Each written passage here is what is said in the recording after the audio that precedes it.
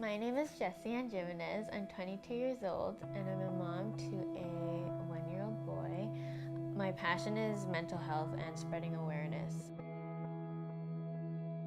My first experience with mental illness really stemmed from the feeling of abandonment. The one person that I thought would never leave left, which was my father.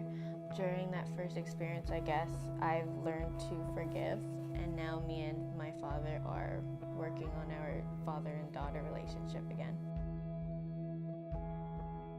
For me, I experienced situational depression. So situational depression means that a situation in my life happened that triggered my depression, and I also got diagnosed with anxiety. I was constantly in a down mood for over 2 weeks. I was never happy at all. I slept more, I lost weight, I started hallucinating. Whenever I looked into the mirror, the reflection was just a stranger to me. I just was not myself. I told my mom first when I started to experience those symptoms of depression, and that we needed to book a doctor's appointment, and we did. And thankfully there was a spot right away. I tried counseling, but that one appointment in counseling didn't work for me, but that didn't stop me from fighting for myself ultimately. So even though that one appointment didn't work, I still tried counseling, and I knew that there was medication available, but I didn't want to try that because I found what helped me, which was talking to the people that I trust, cooking, writing in my journal. There's so many outlets to get help, and even though if you have a bad experience with one outlet, please don't give up on it, and just keep going and keep fighting for yourself regardless of any bad experience. After having my baby boy, I started to have thoughts of hurting him, like intentionally wanting to hurt him, and that really scared me. And right then and there, I told my mom right away, just because whenever I do experience a relapse, my body is kind of like, okay, Jessie, you're going through another dark time. Please don't kick yourself over it, but do those baby steps to get yourself back better again. And so I did, and I told my mom to book a doctor's appointment, and from then on, I got better, and I don't have postpartum anymore.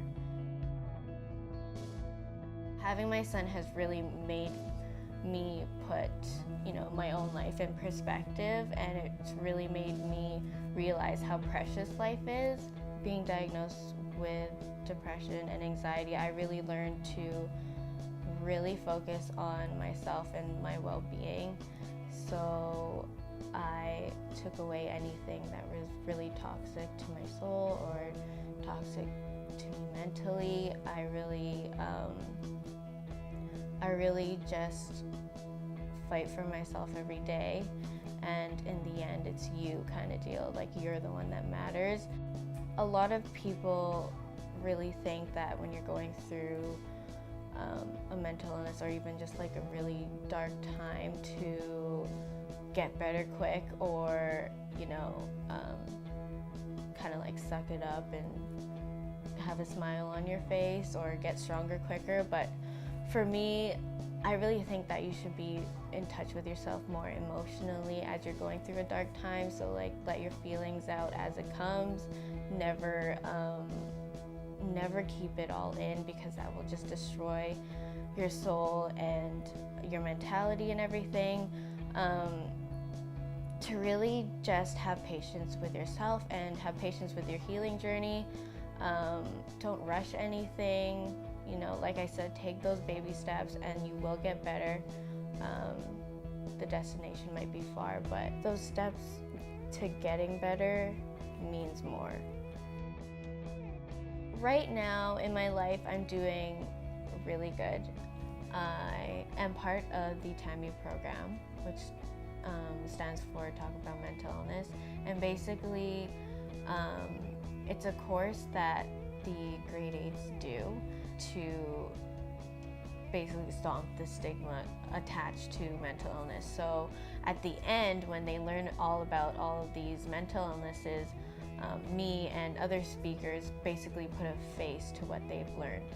So it's really good to see like the different stories and how everyone has a different path connected to mental illness. In addition, from me telling my story through the TAMI program, I have also been telling my story through my YouTube channel, through Facebook statuses. It's really important for me to tell my story because when I was going through a dark time, I really felt alone, and I just felt like I was the only person really feeling this pain when I started my depression. And the one thing that actually made me feel a little bit better was hearing people going through the same thing as me. So going through the feeling of abandonment or going through depression and anxiety, like that really made me build my hope up, and it really made me fight for myself even more because I knew that I was not alone.